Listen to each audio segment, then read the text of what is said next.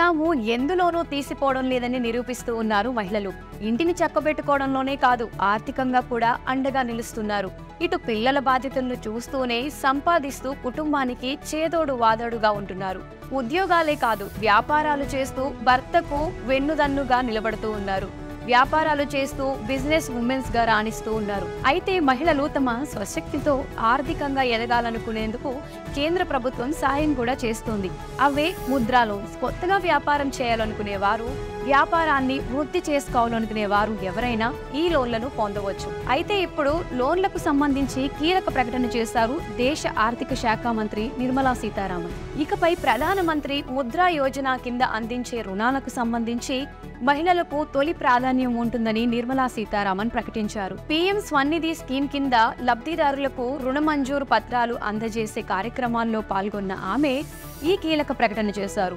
వీధి వ్యాపారులు ఇంకా ఎవరైనా ఈ స్కీమ్ కింద ప్రయోజనం పొందాలనుకున్నట్లయితే అలాంటి వారిని గుర్తించాలని అధికారులను ఆదేశించారు కేంద్ర ఆర్థిక శాఖ మంత్రి.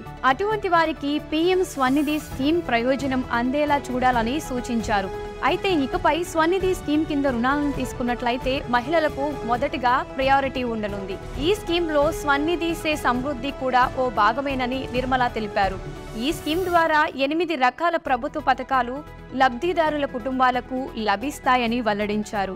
జన్ధన్ ఆధార్ మొబైల్ నంబర్ ద్వారా ఈజీగా ఈ సేవలను పొందవచ్చని ఆమె పేర్కొన్నారు. ఆధార్ కార్డు ఉన్నవారు నేరుగా బ్యాంకుకు వెళ్లి జన్ధన్ ఖాతా తెరుచుకోవచ్చని సూచించారు. ప్రభుత్వ పథకాలకు సంబంధించిన ప్రయోజనాలు నేరుగా ఈ ఖాతాల్లోనే పడతాయన్నారు. పీఎం స్వనిధి పథకం ద్వారా లబ్ధిదారులకు కేటగిరీ ఆధారంగా లోన్ మంజూరు అవుతుంది.